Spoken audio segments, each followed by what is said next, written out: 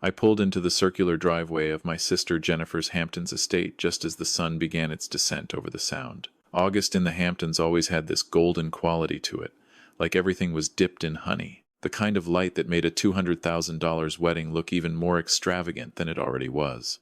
I was late. Not fashionably late, actually late. My daughter Emma had texted me 20 minutes ago. "Dad, where are you? Ceremony starts in 10. I'd been stuck in traffic on the Long Island Expressway, cursing myself for not leaving Toronto earlier that morning. As I stepped out of my rental car, a valet in a crisp white shirt appeared seemingly from nowhere. "Welcome, sir. The ceremony is just beginning on the south lawn." He gestured toward a path lined with white roses, each bloom the size of my fist. I could hear the string quartet playing something classical pachelbel, maybe.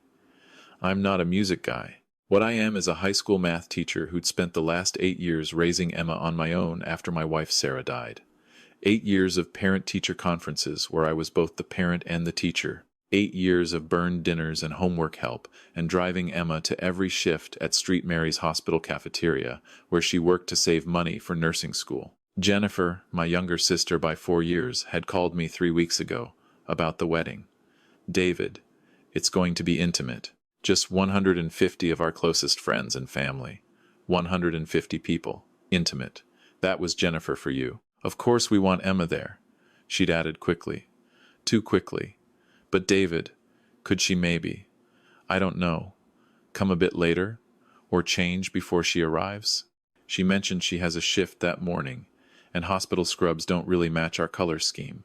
We're doing sage green and gold. Very natural, very elegant." I'd laughed because I thought she was joking. She wasn't joking. "Jennifer, she's your niece. She's 19 years old and works her butt off to pay for school. She'll come straight from her shift because she wants to be here for you." There'd been a long pause. "I knew you'd make this difficult. That should have been my first warning. But you always want to believe the best about family, don't you? You want to think that blood means something more than wedding aesthetics and Instagram photo opportunities." I followed the rose-lined path toward the ceremony, but something made me stop. Call it instinct. Call it the years of being a single dad and developing a sixth sense for when something's wrong with your kid. I pulled out my phone and texted Emma. "Just got here. Where are you sitting?" The 3 dots appeared, disappeared, appeared again. Then, "Don't worry about it, Dad. Watch the ceremony. I'll find you after." My stomach dropped. That wasn't an answer. That was an evasion. Emma didn't evade. Emma was the kid who'd sat me down at 16 and said, "Dad, I know money's tight. I'm going to get a job." The kid who'd chosen St. Mary's Hospital cafeteria specifically because they worked around her class schedule and offered tuition assistance after a year. I didn't go toward the south lawn. I turned back toward the main house, a sprawling white colonial that probably had more square footage than my entire school. I tried the front door. Locked. Of course. Can't have random guests wandering through during photos. I walked around the side, past perfectly manicured hedges and a fountain that looked like it cost more than my annual salary. That's when I saw a side door, slightly ajar, leading into what looked like a service area. I slipped inside. The interior was exactly what you'd expect. All white walls and gold fixtures, and that particular smell of expensive things, fresh flowers and new carpet and money. I could hear voices from the front of the house, the wedding planner barking orders at someone about the seating chart. "Excuse me, sir? Are you lost?" A woman in a black suit appeared, clipboard in hand. "I'm looking for my daughter, Emma Chen. She's the bride's niece." The woman's expression shifted, just slightly. A micro-expression I'd learned to read after years of teaching teenagers who were lying about their homework. "Oh, Emma. She's in the bridal prep room. Down that hall. Last door on the right." The bridal prep room? Why isn't she? But the woman had already turned away, speaking into a headset about boutonniere placement. I walked down the hall she'd indicated. It got darker as I went, the expensive lighting giving way to more utilitarian fixtures. This was the part of the house guests weren't supposed to see. The last door on the right was partially open, and through the gap, I saw her. Emma was sitting on a folding chair, one of those cheap metal ones they use for extra seating at school assemblies. She was still in her hospital cafeteria uniform, pale blue scrubs with the St. Mary's logo embroidered on the chest. On her lap was a paper plate with what looked like finger sandwiches, the kind of food you'd serve at a bridal shower, leftover food. The crusts were cut off, but they were clearly hours old, the bread slightly dry at the edges. She was crying, not sobbing, but quiet tears that she kept wiping away with the back of her hand, trying to pull herself together and failing. "Emma." She jumped, nearly dropping the plate. "Dad, you're here. Did you see the ceremony? What are you doing in here?" "I'm just—" Aunt Jennifer thought it would be better if I waited until after the photos. My uniform doesn't really match the wedding colors, and she spent so much money on the photographer. "It's fine, really. It's not fine. Why aren't you out there?" Emma looked down at her scrubs, picking at a small stain near the hem. "Coffee, probably, or soup from the lunch service.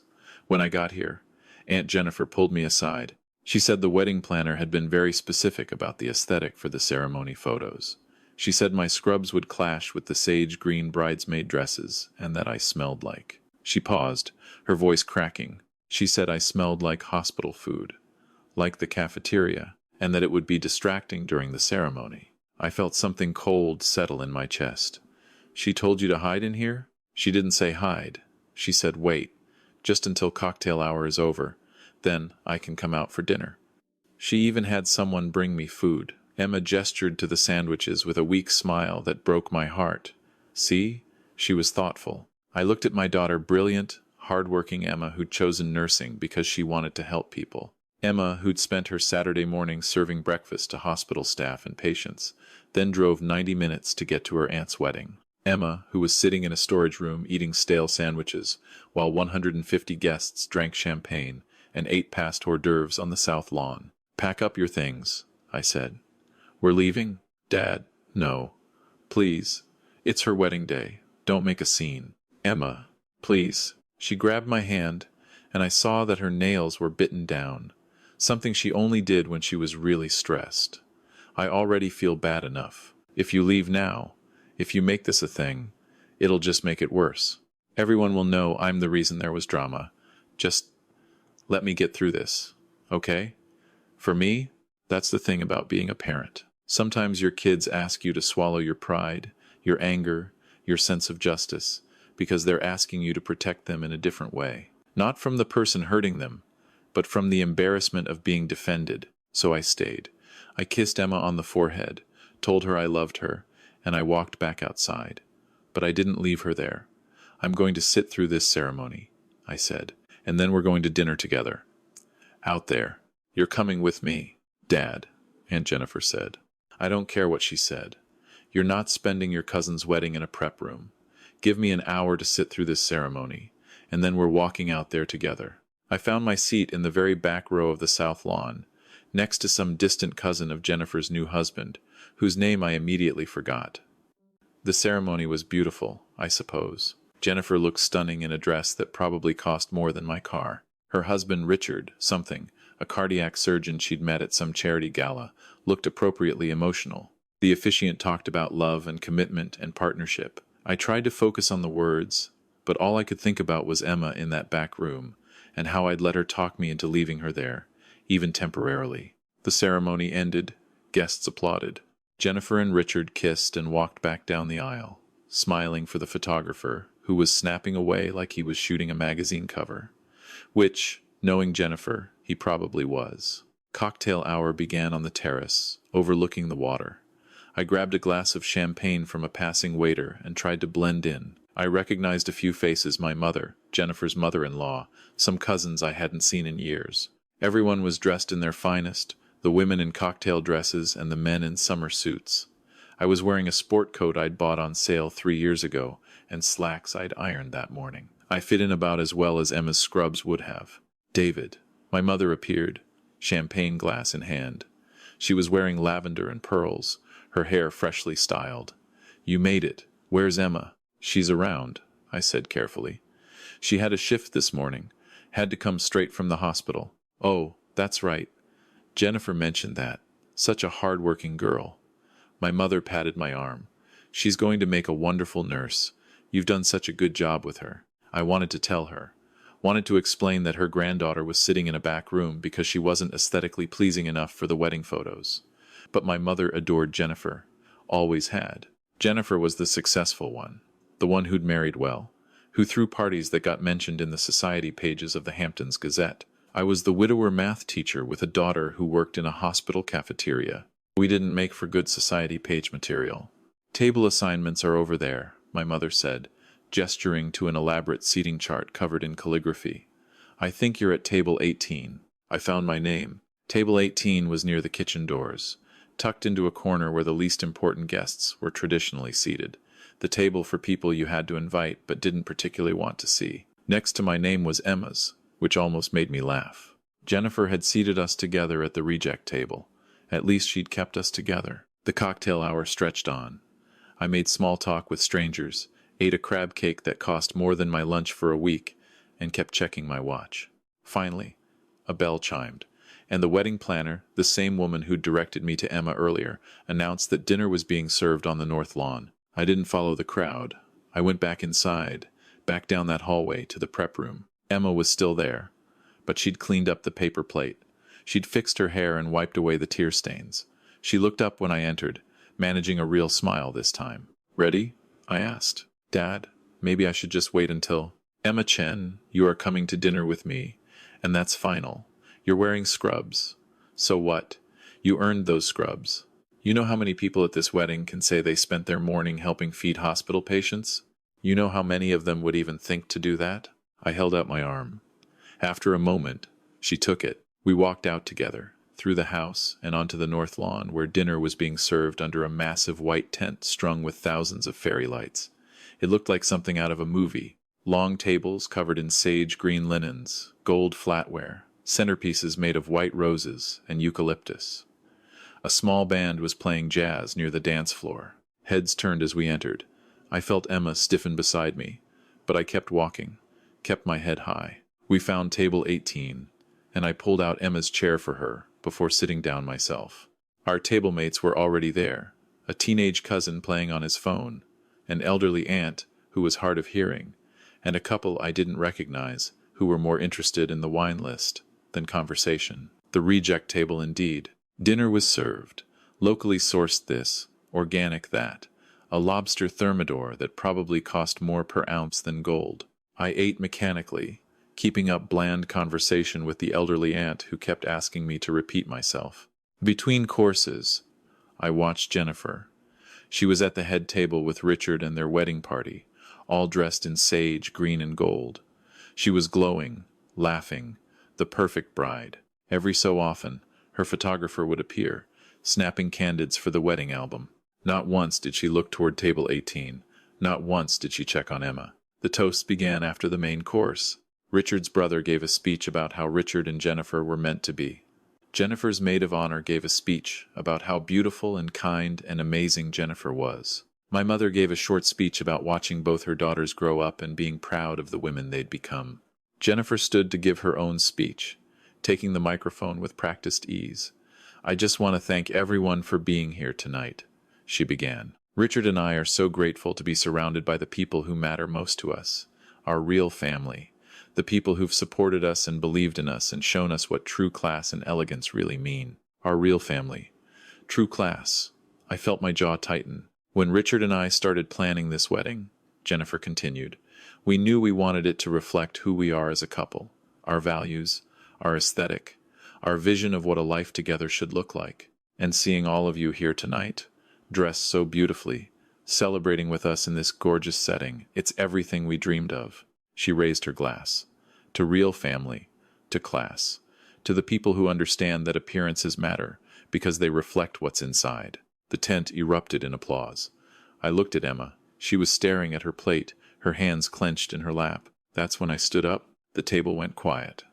Then the tables around us. The applause died down as people turned to see who was standing in the middle of Jennifer's toast. "David," my mother called from the head table. "What are you doing?" I walked toward the front of the tent, toward the microphone that Jennifer was still holding, her smile frozen on her face. "I'd like to say something," I said. Jennifer's eyes widened. "David, this really isn't the time. It'll just take a minute." I gently took the microphone from her hand. She was too surprised to resist. I turned to face the 150 guests, all in their cocktail dresses and summer suits, all staring at me with varying degrees of confusion and curiosity. For For those of you who don't know me, I'm David Chen, Jennifer's older brother. And that's my daughter Emma, over at table 18, I pointed. Emma had gone pale, but she met my eyes. The one in the hospital scrubs, which she's wearing because she came here straight from her shift at St. Mary's Hospital cafeteria. Murmurs rippled through the tent. I saw people turning to look at Emma, saw her shrink slightly in her chair. Now, I know what some of you might be thinking. A hospital cafeteria? That's not a very impressive job for someone to have. Certainly not as impressive as the cardiac surgeons and lawyers and investment bankers sitting at these beautiful tables tonight. And you're right. It's not impressive. It's just honest work. The kind of work that helps keep a hospital running so that those cardiac surgeons have patients to save. I paused, letting that sink in. Emma is 19 years old. She's a sophomore in nursing school. She works 30 hours a week at that cafeteria because her dad, that's me, is a high school math teacher who can't afford to pay for her tuition outright. She works because she wants to graduate debt-free. She works because she's determined to become a nurse and help people, and she's willing to do whatever it takes to make that happen. Jennifer's face had gone from pale to red. David, please. When Emma arrived here today, I continued, she was taken aside by the bride and told that her uniform didn't match the wedding aesthetic, that she smelled like hospital food, that she should wait in a back room until cocktail hour was over so she wouldn't ruin the ceremony photos. Gasps. Actual gasps. I saw my mother's hand fly to her mouth, saw Richard's face darken as he looked at Jennifer. So while you were all out here, drinking champagne and eating $70 crab cakes, I said, my daughter was sitting in a storage room eating leftover finger sandwiches from this morning's bridal shower. Because she wasn't classy enough. Because she chose to work an honest job instead of, what? Living off her father's teacher salary? Asking for handouts? That's not what Jennifer started, but her voice cracked. 3 years ago, I said, speaking over her, Emma had a college fund. $5,000 that her mother and I had saved before Sarah died. It wasn't much, but it was something. A start. And then one day, it was gone. Transferred out of the account. I locked eyes with Jennifer. She'd gone completely white now. I never told anyone this, I continued, because Jennifer begged me not to. She said she needed it for an emergency, said she'd pay it back. Do you want to tell everyone what that emergency was, Jennifer? Or should I? David, don't. Jennifer's voice was barely a whisper. She needed an engagement ring, I said. Richard hadn't proposed yet, and Jennifer wanted to speed things along, so she bought herself a ring, a very expensive ring, and left it out where Richard would find it. Made him think she'd bought it for her best friend's birthday gift. Made him feel guilty that he hadn't proposed yet. And it worked. He proposed 2 weeks later. Richard stood up slowly from the head table. Is this true? Jennifer was crying now. Richard, I can explain. With my daughter's college fund? I asked. With money that was supposed to help Emma become a nurse? Money her dying mother contributed to? That's how you bought your way into this marriage? The tent had gone completely silent. You could have heard a pin drop on the grass outside. I didn't know if I should come here tonight, I said, my voice softer now. Emma begged me to. Said it was her aunt's special day. Said we shouldn't make a scene. And I tried. I really did. I sat through that beautiful ceremony. Listened to all the speeches about real family and true class. But then I looked at my daughter, my brilliant, hard-working, kind daughter who's sitting over there in her scrubs because she'd rather be honest about who she is than pretend to be something she's not, and I realized something. I turned to look directly at Emma. Class isn't about what you wear or how much money you spend on a wedding. It's about how you treat people when they can't do anything for you. It's about integrity and honesty and working hard for what you want instead of stealing from a teenager to get it. I set the microphone down on the head table. The tent was still silent. Then, slowly, someone started clapping. I turned to see who it was. It was Richard. He was standing at the head table, applauding slowly, his eyes fixed on Jennifer with an expression I couldn't quite read. Then the couple at table 12 joined in. Then table 7. Within 30 seconds, half the tent was applauding. Jennifer was sobbing now, her carefully applied makeup running down her face. Her maid of honor was trying to comfort her, but she pushed her away and ran out of the tent toward the house. I walked back to table 18. Emma stood up as I approached, tears streaming down her face, but she was smiling. Dad, let's go home, I said. We'll grab pizza on the way back to Toronto. But you can't just watch me. We left together, walking out of that beautiful tent with its fairy lights and expensive centerpieces. As we passed tables, people reached out to touch my arm, to whisper their support. The elderly aunt from our table stood up and hugged Emma, not caring that she was in scrubs. That took courage, someone said. We were almost to the parking area when my mother caught up with us. I braced myself for the lecture, the disappointment, the anger. Instead, she hugged Emma first, then me. "I'm sorry," she said, tears in her eyes. "I'm so sorry I didn't know. I should have checked on you." "It's okay, Grandma," Emma said. "It's over now." "You," my mother said, turning to me, "are exactly like your father. He would have been so proud of what you just did." We drove back to Toronto that night, stopping for pizza at a rest stop on the I-90. Emma ate 3 slices and fell asleep in the passenger seat, her scrubs still smelling faintly of coffee and cafeteria food. I drove through the darkness, replaying the evening in my mind, wondering if I'd done the right thing. My phone buzzed around midnight. A text from Richard. "Thank you for telling the truth. I'm calling off the marriage. There's more I need to know about Jennifer, and I have a feeling this is just the beginning." Another text, this time from my mother. "Jennifer went back to Manhattan tonight. She's devastated. But I think you did what you had to do. Emma comes first." And finally, one from a number I didn't recognize. When I opened it, I saw it was from Dr. Patricia Morrison, the head of nursing at St. Mary's Hospital. Apparently, she'd been at the wedding of a friend of Richard's family. "Your daughter served me lunch every Saturday for the past 6 months.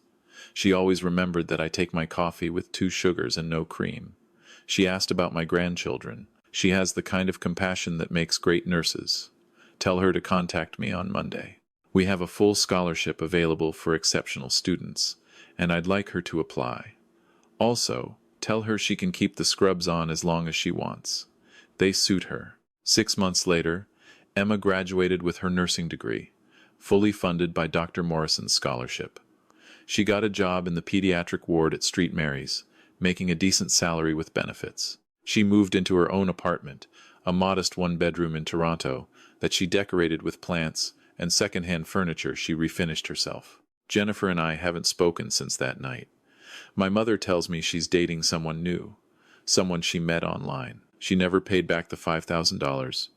But honestly, I don't want it anymore. Emma earned 10 times that in scholarships and grants because she proved herself through hard work, not manipulation. The wedding photos from that night went viral, briefly.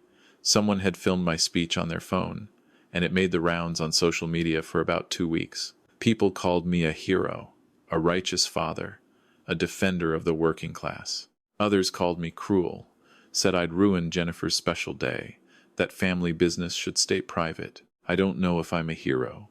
I just know that when I saw my daughter crying in that prep room, something broke inside me. Not just anger at Jennifer, but anger at a world that tells people their worth is determined by their job title or their clothes, or whether they smell like coffee instead of expensive perfume. Emma and I talk about that night sometimes. She says it changed her, made her realize that she didn't need to apologize for who she was or what she did for a living. That working hard was something to be proud of, not hidden away. "You taught me something that night, Dad," she said once, about a year after the wedding.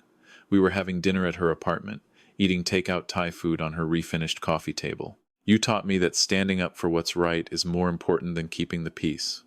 That sometimes love means making people uncomfortable." "I'm not sure I did the right thing," I admitted. "I humiliated your aunt in front of 150 people." "She humiliated herself," Emma said firmly. "You just told the truth. There's a difference. Maybe she's right. Maybe the truth is worth the discomfort. Maybe teaching our children to stand up for themselves and others is worth more than maintaining appearances or keeping family secrets." I'm just a math teacher from Toronto. I don't have the answers to life's big questions, but I do know this. Real class isn't about where you sit at a wedding or what you wear or how much money you spend on centerpieces. Real class is about treating people with dignity. It's about recognizing that the person serving your coffee or cleaning your hospital room or teaching your children is just as valuable as the person performing surgery or closing business deals. Emma wears scrubs to work every day now. Sometimes she still comes home smelling like hospital food. And every time I see her in that uniform, I think about that night in the Hamptons, and I'm grateful. Grateful that she learned early what some people never learn, that your worth isn't determined by what others think of you, but by who you are when no one's watching.